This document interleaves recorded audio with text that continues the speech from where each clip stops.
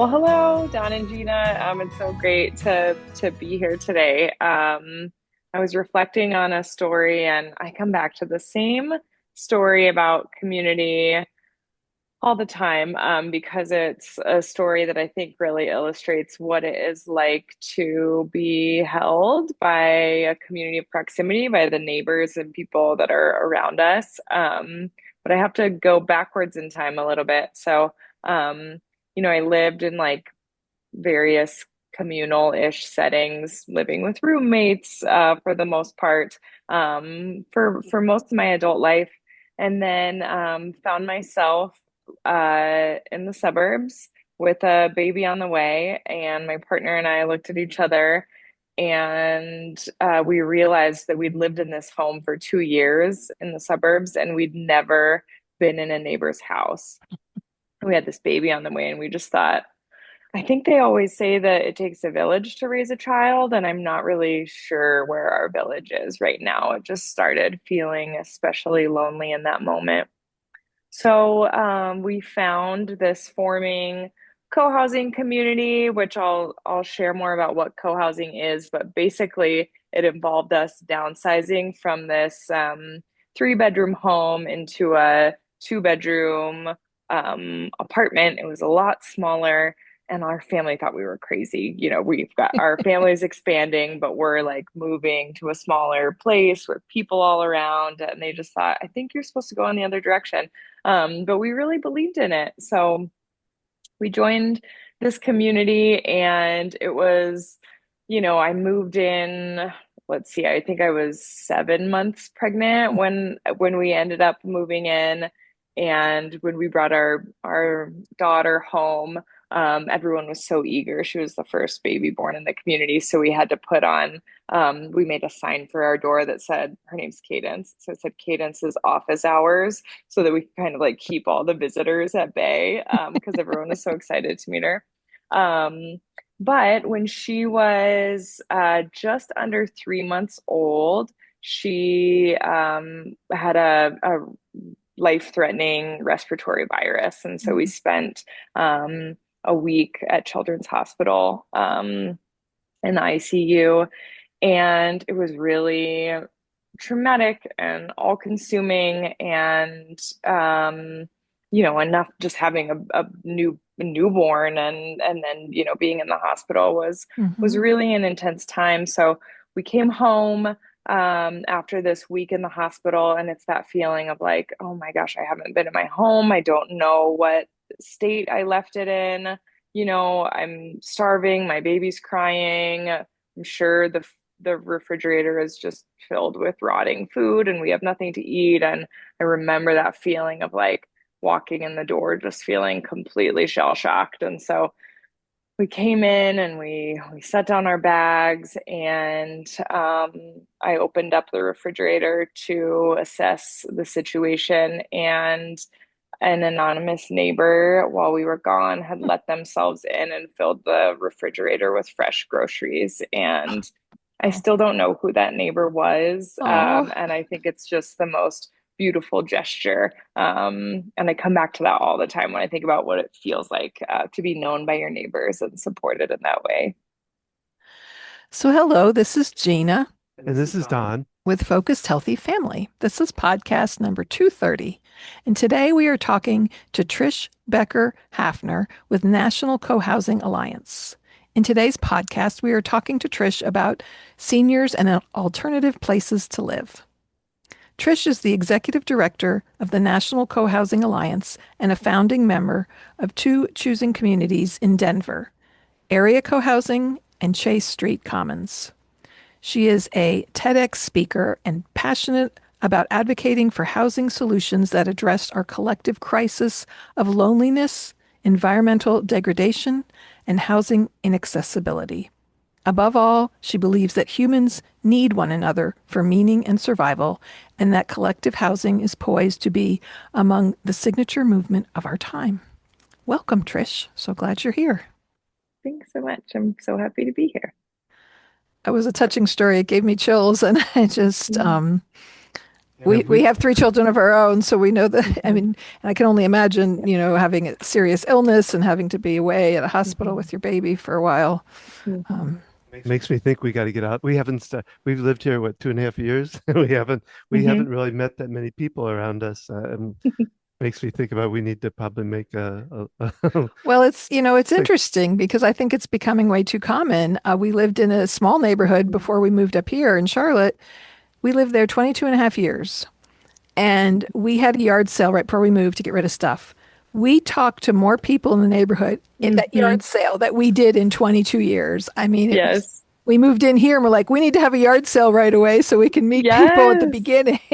And Yeah. we did get to meet a couple yeah, people. yeah. Halloween is very big in this neighborhood. And so we actually met Mhm. quite a few people. We had moved in early October, but yeah, it's we don't know our neighbors, and then Yeah. what happened that we need a village to raise a family, and it is so true. And oftentimes our family lives at extended distances, and we might not have Mhm. friends in the area. We've moved away from family and other friends. I know I did that. Don did that as well. Mhm. Yeah, So you're not alone. Most people in the US don't know their neighbors, and it's because our cities and our neighborhoods are not designed for human interaction. They're designed for privacy and cars at the center. You've got the driveways facing out, and so nothing about a traditional American neighborhood facilitates that interaction. So it does take things like the yard sale or the fire truck out front of your house or the water main break, to actually bring people together. So yeah, yeah, yeah, Well, and one of your first question was about really defining co-housing, and I'd like to know, kind of understand that yeah, myself. So if you could kind yeah, of define it, would be great. sure. So co-housing is a word that is used in all kinds of ways out in the world.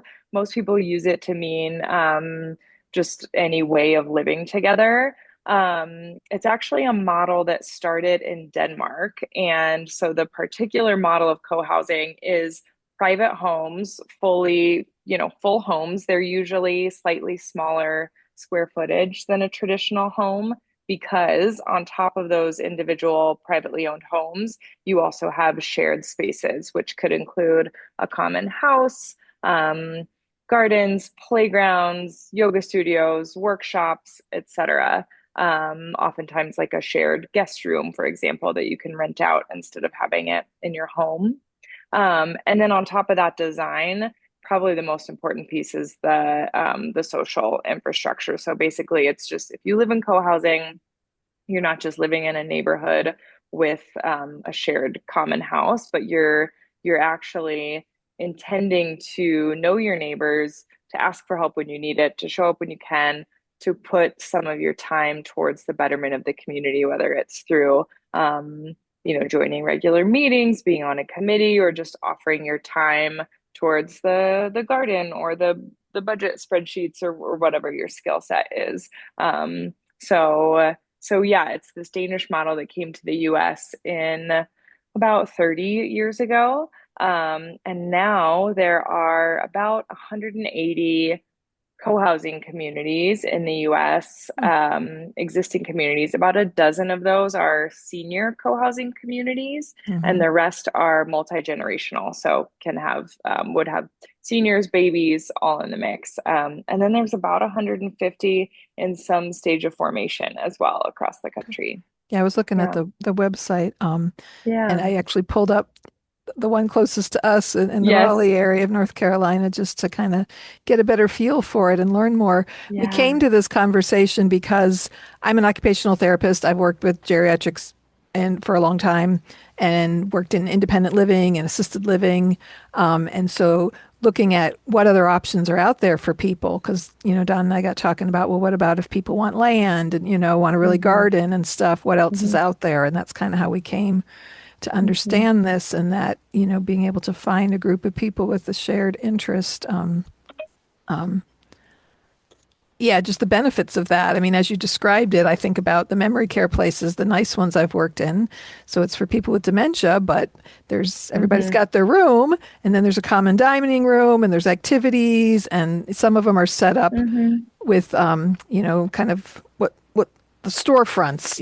One place I worked, it kind of looked like a Hmm. dress shop, and there were actual dresses on a rack inside, and ways Hmm. for people to kind of feel familiar, kind of thing. Um, Yeah. so Yeah, I think that there's a lot of similarities. We talk about it takes a village to raise a child, but also it takes a village for us to age, and co-housing is um not assisted living, and we know that people live longer when they're surrounded by community. They recover more quickly from surgeries or illnesses because there's someone there to take out your garbage after your knee surgery or bring you meals, or mhm. the nurse next door is checking in on you or driving you to doctor's appointments. The social support network helps us to age in place for longer as well. Right. Yeah, we've talked about that quite a bit as far as aging in place. Um, Hmm. so you kind of told how you came to find out about co-housing with your own story, um, and how long this idea has been around. Excuse me.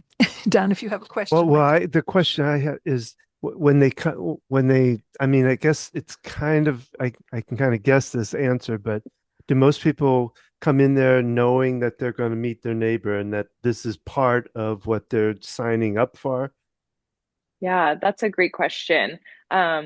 Yes. So when you enter co-housing, when I describe the physical makeup of it, it sounds like, folks will say, "Oh, that sounds like my neighborhood. We have a clubhouse.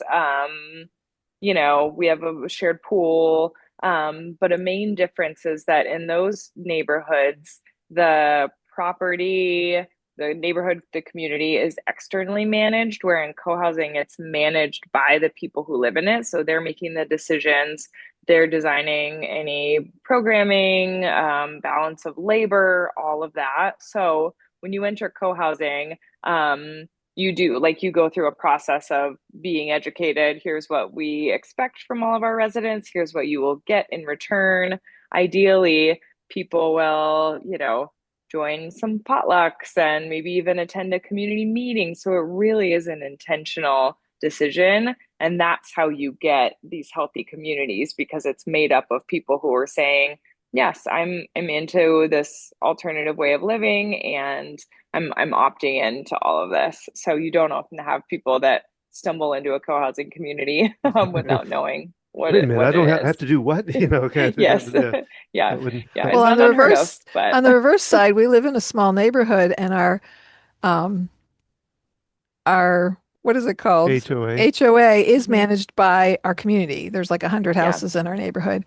And despite that, it's like a few small people make the decisions, and there's just a Hmm. meeting once a year. And, and it's like there's community areas, but, you know, Hmm. there's people taking care of it, but there's not a conversation about it. There's not Yeah. a, so Yep. yeah, that feeling kind of left out, because we don't have any Hmm. special amenities or whatever, but, that definitely, Yeah. it appeals We to me. In co-housing, we call common meals the secret sauce of community. And I think that that is the glue that makes us different, because if it were just the meetings, then you wouldn't have that same level of engagement. But we really believe that gathering together for meals is really an important part of knowing one another. So Hmm. some communities gather every night of the week, and others are a potluck once a month, and most are once, twice a week, I would say, is the average. But that regularity of sitting down and breaking bread with a neighbor, checking out on how their meeting went or how their son's recovering from surgery, et cetera, is that really important piece that keeps communities strong. I was reading about the community in Raleigh, North Carolina, just because that's not far from us. And that one described, I don't know if it was 11 different people that came together and planned ahead of time. So Hmm. just, I guess, defining some of the differences, because people can have, different goals and things, and that someone else Hmm. coming in from the outside, they have to mesh with what the people, their interest Hmm. is and their Yeah. intention. Um, so I'm curious, you mentioned different types of co-housing, are on the website. If you just tell us a Mhm. little bit more. Yeah. So we always say if you've seen one co-housing community, you've seen one co-housing community because they're all so different. So to answer your question about what people want land, there are urban co-housing communities that are, I was just at one in Seattle that's on quarter of an acre, maybe 9 units stacked, Okay. right in the height of Capitol Hill, Seattle. And then there's, more of these like agri-hoods, so incorporating farming and land and space, and then everything in between. Co-housing can be made up. They can be condos, they can be townhomes, they can be individual dwellings, they can be a mix of all of those. So they really run the gamut on size and what they physically look like. The thread is really to identify as co-housing is really just about do we commit to making decisions together, being internally managed, having participation, conflict resolution, etc. It's like the people side is what makes co-housing. And then another big difference is multi-generational versus senior. Hmm. So there are, as I said, about a dozen senior communities in the US today. So those are usually for 55 and up. Hmm. Um, and they're wonderful. They usually are a mix of working and retired, and really are a great way to age in place, but also just a great way to stay connected. They're often really active communities. People have, all kinds of interests, and they're able to say, "Who wants to go for a hike today?" Or, "I'd love to go see this play." And there are other people around who know one another, and so you get that social connection piece. But you also have seniors living in multi-generational communities, and that can be this really wonderful, as a working mom, I my life was very different than the retired folks in the community. And it was beautiful. Before my daughter was born, we had three separate community members reach out and say, can I be a part of your childcare plan? And so on Oh. Mondays, she was with Susie, and on Tuesdays, she was with Barbara. And they're loving it. They have this little baby now that identifies with them and feels safe. And so it was a really great combination of skills and just that mutual support. Yeah, I love the intergenerational side of things. Yeah. We homeschooled our kids for most of our youngest chose to go to high school at 10th grade, but and we had that intergenerational learning Learn. experience, being with kids of different ages. And the kids, Yeah. when I had my youngest, it was she's 7 years younger than her older sister. And so there weren't a lot of other babies in our homeschool group. And it was like, oh, there's a baby. And the girls were like, we have a little live doll to play with now. And I had Hmm. people to kind of help watch and just that benefit of helping, each other out. We kind of had that kind of community feel. Yeah. And I see it with the seniors I work with. They love when most people, there's some that don't want anything to do with young children, but they enjoy when young children are around because that's the challenge with, senior housing communities, whatever setup it is, there's not that mix, and maybe family lives far away. As you mentioned, people, wanting to help care for your baby. Um, Hmm. I'm 56 and I don't have grandchildren and I don't know if I ever will, but I love babies. So Yes. that appealed to me. Yeah, Um, absolutely. um, but yeah, so it's just neat. There's some neat possibilities out there. And Hmm.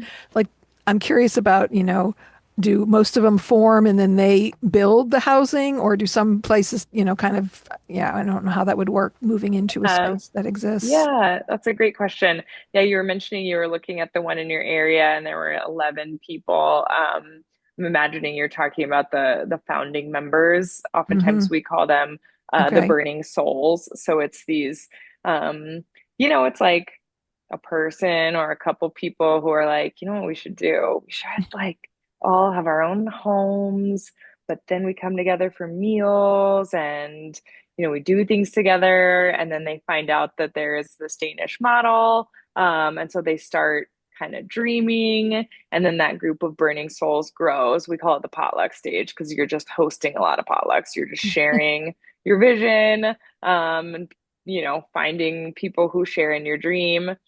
And then you'll buy land, you'll bring on your professionals, your architects, your development consultants, et cetera. And then, start building. So that is certainly one way, and that is how most co-housing communities have become what they are. Um, and people can always join an existing community. So not surprisingly, there's not a lot of turnover once you're living in community. It's not often something you want to leave. But lives change. So Mhm. you can always join an existing community. And then the third way to find your way into a community is to join a forming group.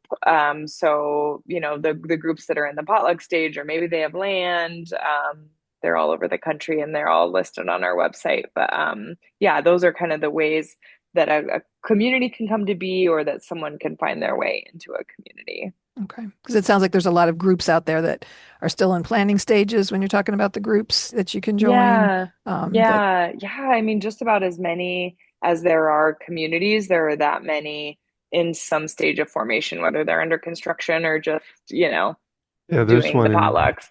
there's one in Charlotte. I just saw Mm, that's still forming. But yep. I noticed you mentioned on there different types of it, and I noticed one is mission oriented. Are these different desires that you want to build on, or do you already have like a mission orientated kind of community? Mm, yeah. Um, a lot of times, communities will be built around, the mission oriented ones could be something like, we really want to pursue sustainability, and so we're, some even identify as like an eco village or eco housing. So they're integrating sustainability practices and like native landscaping and the green design and alternative building practices, that sort of thing. That could be one Mhm. mission oriented. You also could have, a community built around an identity.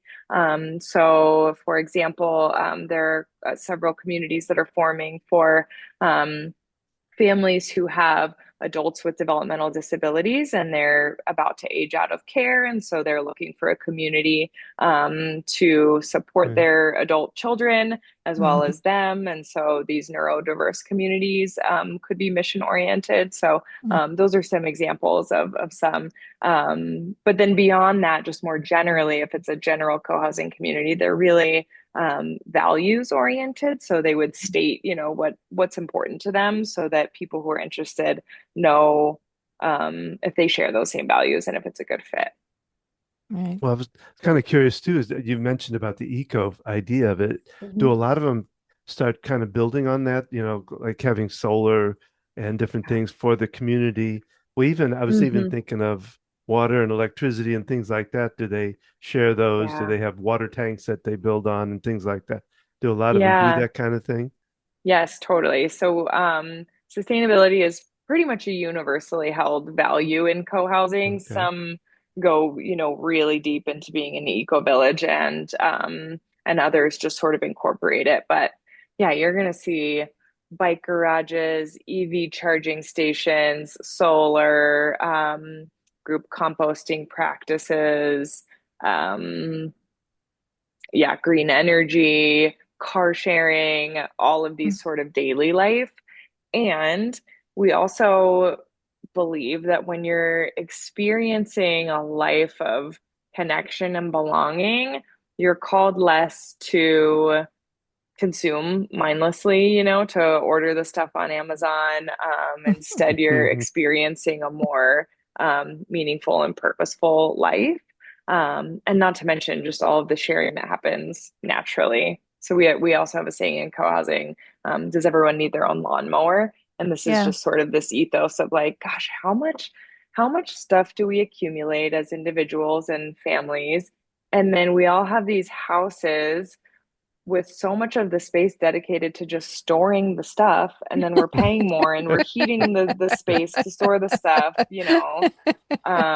So it's really, if you apply that, like, do we all need our own lawnmower to just about anything, you can Sure. come up with some really creative solutions to a lot of things in life.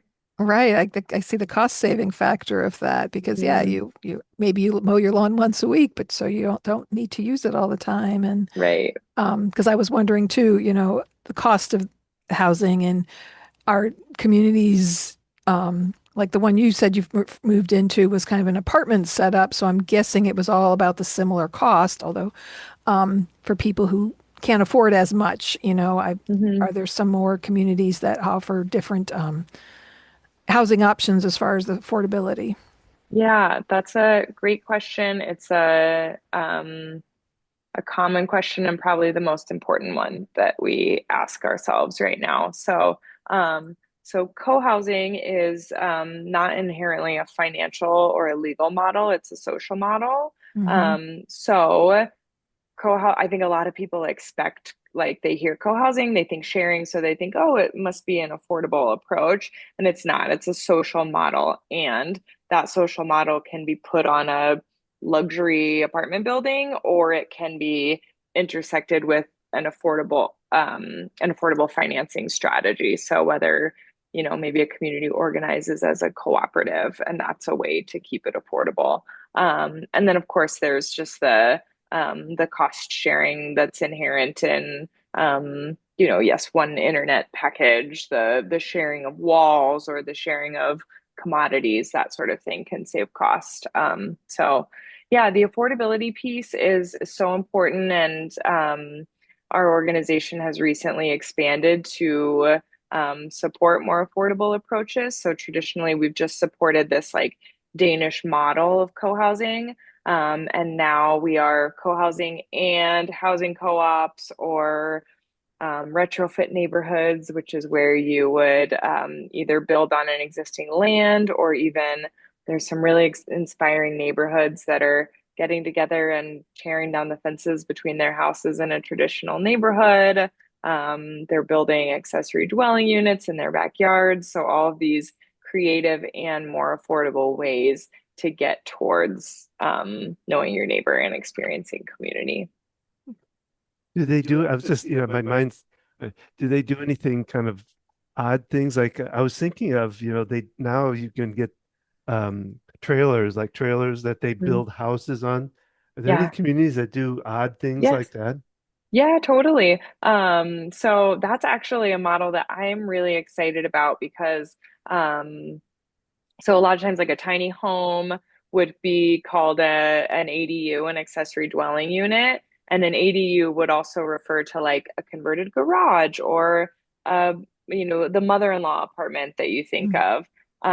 And as more and more municipalities are paving the way for ADUs to increase density, I'm thinking, cool, apply the co-housing social infrastructure to that, and then you'll have these little villages on every corner, so that's we moved out of Aria co-housing, which was a traditional condo model, into a different property that has two homes on it, and then we're splitting the lot to add ADUs, and so it's that like hybrid organic model, all in just pursuit of connection and affordability. So yeah, people do a lot of creative stuff like that. That sounds So cool. it sounds like you found your first community that was already existing, Mhm. and the second one you become more a part of growing it. Is that?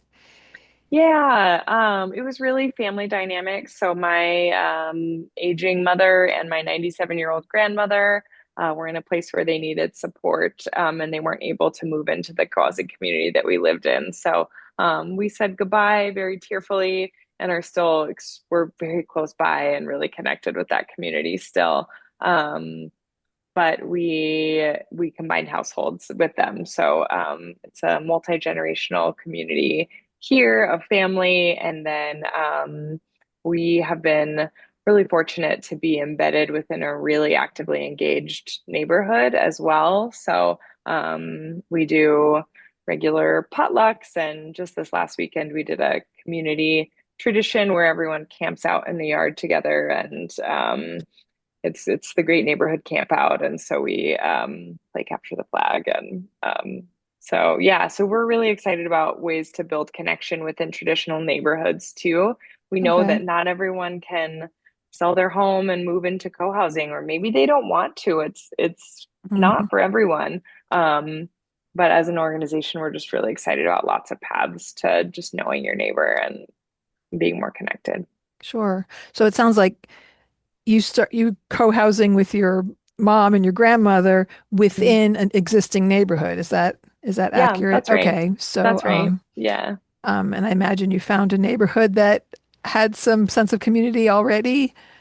Um, Yeah, we yeah. entered it with the intention to develop this property, and we still are, but we didn't know that the neighborhood was so connected. So Oh, we okay. feel really, really lucky. We thought we'd have to build it, that we'd have to recreate what we experienced at ARIA co-housing. And we got here, and it was just a very wonderful surprise. So. You mentioned in it that I noticed one was called retrofit. What, tell me Mhm. a little bit more about what that is. Yeah. So retrofit is where you take existing housing stock and make it into community. So you could think about it as like existing housing stock that you pour the co-housing sauce on, right? So it could be, let's take a regular neighborhood and maybe you say, let's have a weekly meal plan and we'll rotate who hosts it. That could be a start. And then of course on the end of that journey would be an example is a community called N Street in Davis, California. So basically they had one house and then they had an ADU and their friends bought the neighboring house. And so they went out and they said, let's tear down the fences between our two houses and then we'll like have a combined backyard. And so they went out and they were tearing down the fence, and another neighbor, another adjacent neighbor in the backyard said, what are you guys doing? They're like, we're tearing down the fences. We know each other. We want like our kids to be able to run freely. And this other neighbor said, I want to be a part of this. Can I join the tear down the fences party? And so they literally had a tear down the fences party. They tore it down, and this was 20 years ago. And I just visited last year, and now they have an entire block Oh, where wow. all of the fences are torn down. There's paths and gardens and a trampoline and a tree house. And they bought one of the houses and turned it into their common house. So they have their weekly meals together there. So the whole, they didn't need to build a new community, but they did apply the social infrastructure. So that's what we mean by That's retrofit. cool. That's Yeah, cool. it's really inspiring. I'm curious how, just thinking about navigating city ordinances, how that, what kind of hurdles have been encountered with that. Yeah, they have a real guerrilla approach. So they've created um I don't know all the details, but like in order to remove liability for common amenities, Hmm. they would create a cooperative. So they have like a hot tub cooperative that actually owns the hot tub. And so that's how they Okay. um they took a very creative approach. Yeah, just thinking about like when we would build something at our house, we had to make sure we weren't encroaching on the neighbor's Yes. property and those kinds of things. But Yes. it's nice Yes. to know there's ways to operate outside of that, those regulations and things that Yeah. really do separate us and, put up all those Hmm. those fences like you talk about. Right.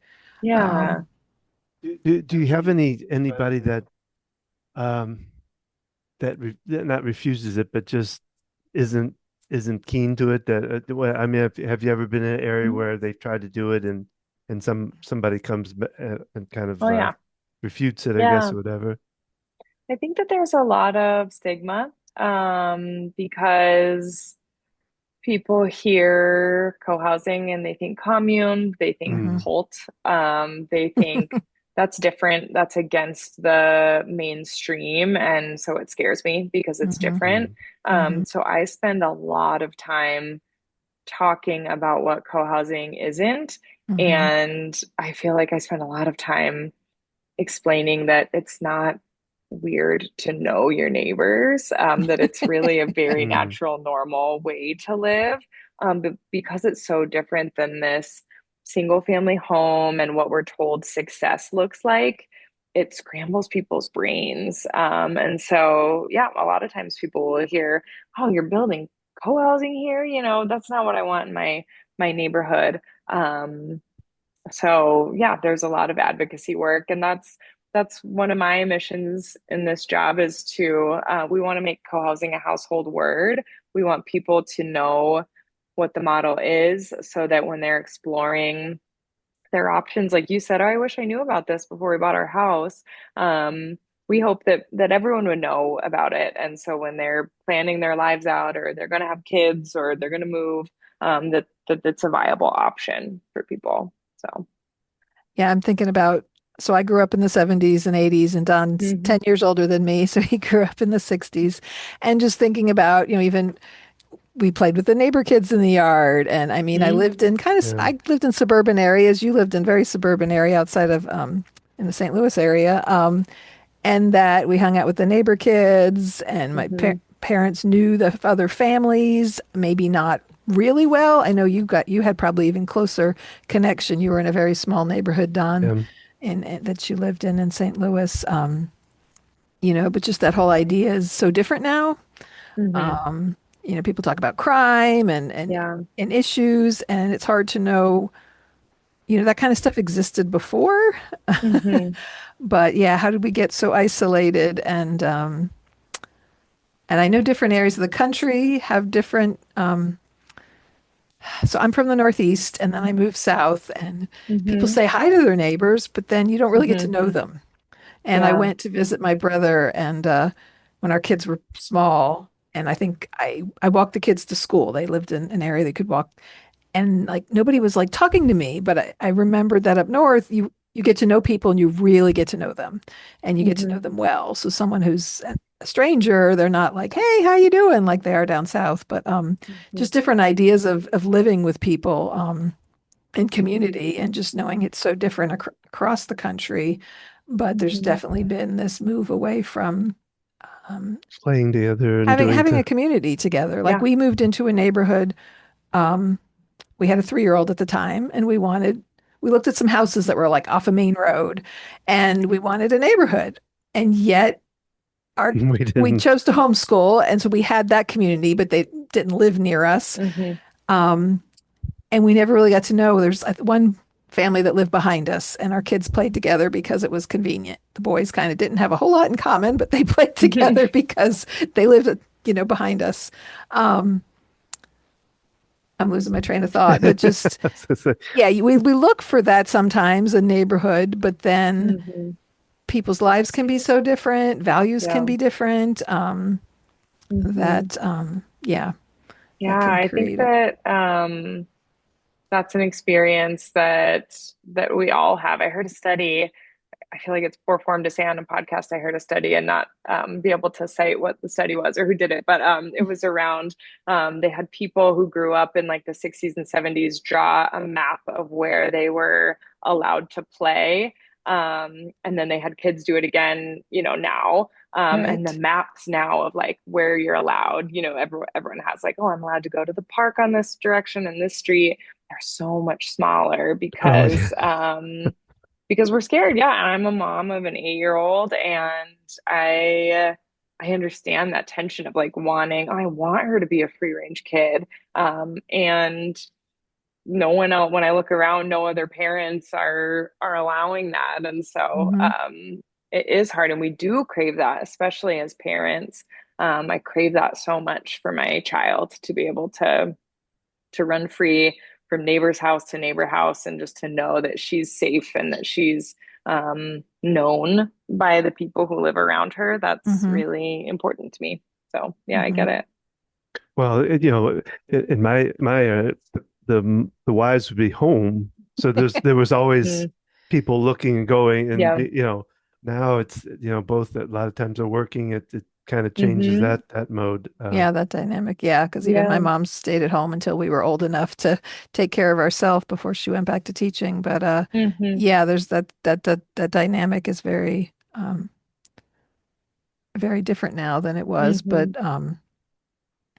I'm curious about sizes of some of these communities, Hmm. because what I'm reading about and you're describing, I can't, it's hard to imagine this existing on a large scale, like more than, 20, Hmm. 25 families, but what is out there currently as far Yeah. as different sizes? Yeah, so there was another study about what is the ideal size. I Mm-hmm. try not to talk about this one too much because I think we put a lot of weight on it. Mm-hmm. And now I'm forgetting the precise number, but I think it was 32 households was Mm-hmm. like the sweet spot. Mm-hmm. Because if you're too small, then there's not enough people to manage the labor. Mm-hmm. And if you're too big, you don't know anyone. Mm-hmm. Um, that being said, there are communities that are, just a few households, and then there are larger ones, or some communities break off into like these little pods. Right. Um, so it is important to have enough people to do, living life is a lot of work. And, whether it's your individual home or a community, there's just a lot of stuff to be done. So you do have to have enough people to manage that. But I find the smaller communities, like 9 household communities, really sweet. There are two that I've visited recently, and I have thought this is just the right size, because people really, really know each other, and it Mm-hmm. has sort of this extended family feel. Mm-hmm. Um, and, you know, you're not best friends with everyone in a community. That's not what it means to be in community. So, in some ways, the bigger the better in that way too, of Mm-hmm. just, you've you've got your people who have these different skills, and you interact with them in different ways. So, yeah, so to answer your question, it can run the gamut. But it does you have to find that balance. I'm curious, as the National Co-Housing Alliance that you are part of, what part do you all play in helping establish communities, resources, et cetera? Yeah, so we're really the only nonprofit that supports co-housing. There are other nonprofits that are amazing supporting other models of intentional community, and we are really an advocacy and an education organization. So we don't actually develop or own or manage any communities. Mm-hmm. What we do is provide education. So we have once or twice a year, we do a summit or a conference in person. It rotates locations. And then we have virtual trainings all year round. And those trainings are on everything from like how to choose land or how to start a community to how do we manage, how do we handle when a community member passes away, or how do we have more fun? How do we how do we create a meal program? So we really support communities across the life cycle with our education. Um, and then we try and create spaces for people to find each other. So for the dreamer in Durham to find the other dreamer in Durham, and for people to find the professionals to help them, um, and to create opportunities for those who have lived in communities for decades to offer mentorship and wisdom to people who are newer on the journey. So we Mm-hmm. we just think of ourselves as conveners, whether it's virtually or in person.